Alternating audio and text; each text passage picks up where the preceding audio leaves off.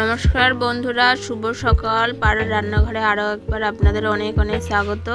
তো আজকে আমি সকাল সকাল মাঠে যাব, মাটি শাক তুলতে। এই দেখুন চুপে নিয়েছি, আজকে মাটি শাক রান্না করব। তো ভাবলাম আপনাদেরকেও দেখাই মাটি শাক। তো চলুন মাঠে যাব, মাটি শাক তুলে নিয়ে আসি। তো এই দেখুন আমি চলে এসেছি মাঠে, আর এটা আলু বাড়ি। আর এই যে মাটি শাক দেখুন, এইগুলো মাটি শাকের ডাঁটাগুলো একটু লাল লাল মতো হয় দেখুন। আর এই যে দেখুন আলু বাড়িতে কত হয়ে রয়েছে। আলু গাছ নেই, আলু গাছ শুকানো হয়ে গেছে।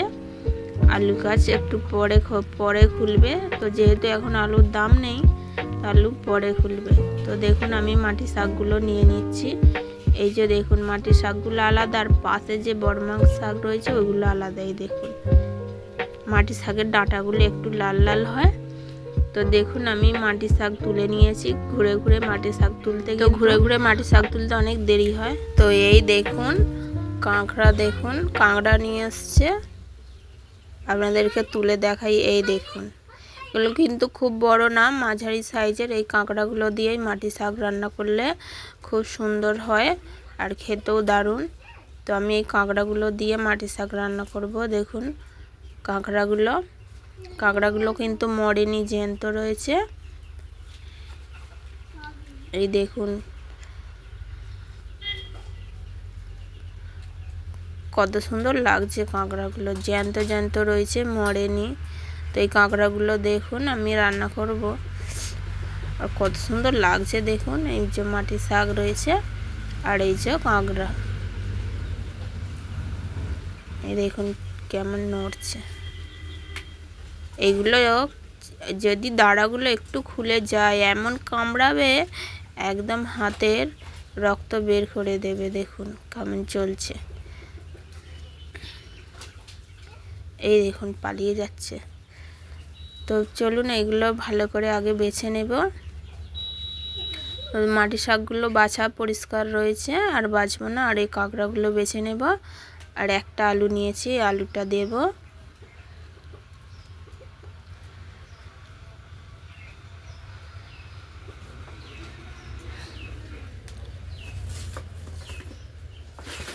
তো বন্ধুরা আপনারা বাড়িতে অবশ্যই এরকম কাঁকড়া দিয়ে মাটি শাক বানিয়ে খাবেন। মাটি শাক কিন্তু বাজারে কিনতেও পাওয়া যায়। দাঁড়াগুলো ভেঙে নিয়েছি, আর এইগুলো কেটে নেব। আর এতে কিন্তু খুব বেশি মশলা লাগে না, অল্প মশলা দিয়েই হয়ে যায়। তো এই ছোট ছোট দাঁড়াগুলোও নেব, এগুলো ফেলবো না।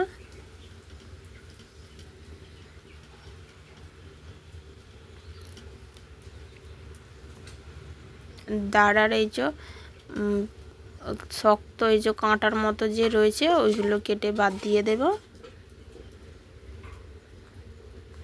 দেখুন একটা বাচ্চা হয়ে গেছে। ধোবার সময় এটা ভেঙে ভেতরটা ভালো করে পরিষ্কার করে নেব।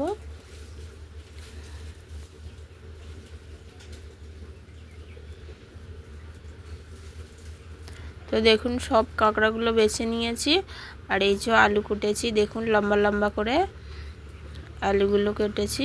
আধখানা দিয়েছি, আধখানা দেব না, এটা বড় আলু ছিল, তো আধখানা দিলেই হয়ে যাবে। তো চলুন এইগুলো ধুয়ে পরিষ্কার করে তারপরে রান্না করব। তো দেখুন ধুয়ে পরিষ্কার করে নিয়ে এসেছি। আর এই যে কড়াই বসিয়েছি, এবার উনুনটা ধরিয়ে নেব।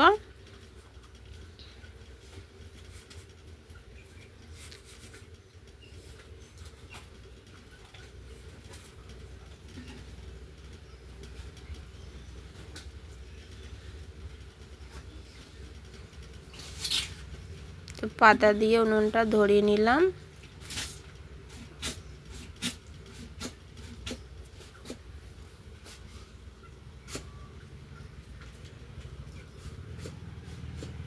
তো কড়াইটা গরম হয়ে গেছে, এবার দেব সর্ষের তেল।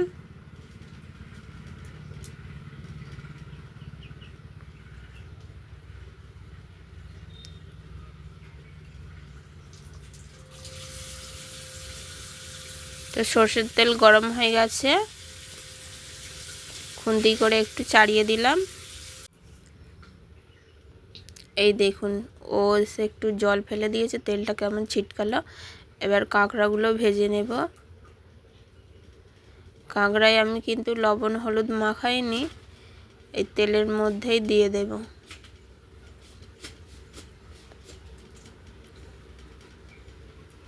তো দিলাম একটু হলুদ আর লবণ দিয়ে ভালো করে ভেজে নেব।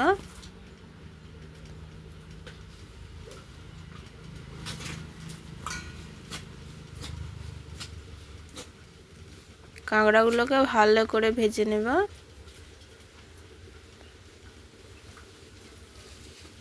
তো দেখুন কাঁকড়াগুলো আমার ভাজা হয়ে গেছে। এই দেখুন বেশ ভালো করে ভেজে নিয়েছি। এবার দেব একটা পেঁয়াজ কুচি,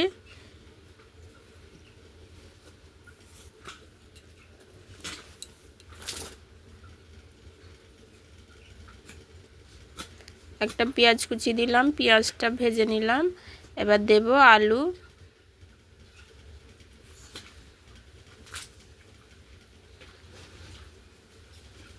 আলুগুলো ওই আলুর সাথে কাঁকড়ার সাথে একটু ভেজে নেবে। এতে কিন্তু আমি আদা রসুন দেব না, আদা রসুন দিলে কিন্তু এই শাকের যে স্বাদটা পাওয়া যাবে না।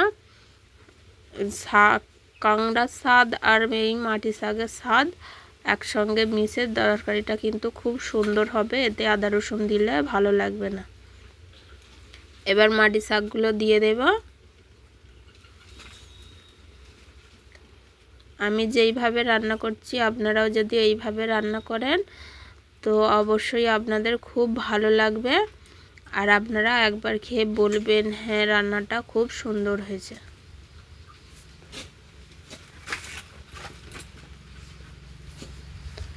তো আমি এরকম করে কিছুক্ষণ মাটি শাকটা ভেজে নেব।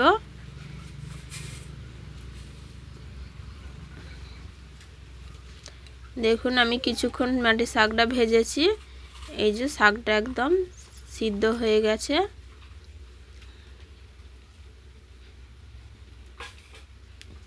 এবার দেব হলুদ গুঁড়ো, লঙ্কা গুঁড়ো,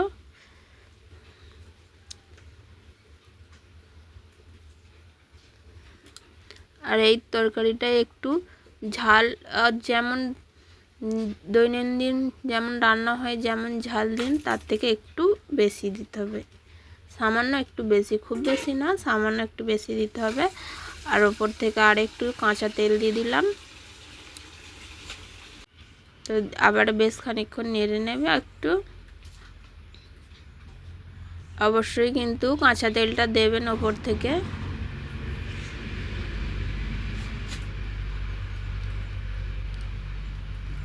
কাঁচা তেলটা ভালো করে মেশানো হয়ে গেছে। এবার দেব জল,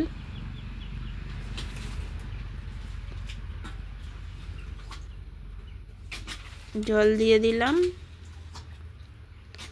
আপনারা যেমন খেতে পছন্দ করবেন সেই মাপে জল দেবেন। যদি ঝোল বেশি খান ঝোলের জন্য সেরকম পরিমাণ জল দেবেন, আর যদি একটু মাখো মাখো খান তাহলে সেরকমভাবে জলটা দেবেন। জলটা আপনাদের পছন্দ মতো দেবেন। আমি আমার পছন্দ মতো জলটা দিয়ে দিলাম। এবার চাপা দিয়ে ভালো করে আলুগুলো সিদ্ধ করে নেব। তো দেখুন আলুগুলো সিদ্ধ হয়েছে নাকি দেখব, চাপাটা খুলে নেব।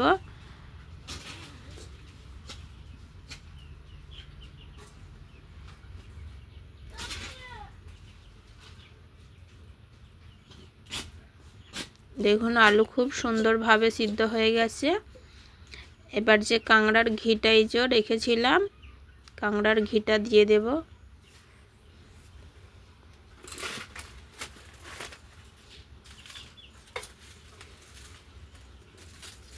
কাঁকড়ার ঘিটা দিয়ে একটু ফুটিয়ে নেব, তারপরে নামাবো। তো লবণটা একটু দেখে নিই, লবণ ঠিকই আছে। ওই কাঁকড়া ভাজার সময় যে লবণ দিয়েছিলাম একদম একটু বেশি করেই দিয়ে দিয়েছিলাম। তো দেখুন আমার কাঁকড়ার ঝোল হয়ে গেল মাটি শাক দিয়ে। এবার নামিয়ে নেব, একটু ঝোল রেখেছি।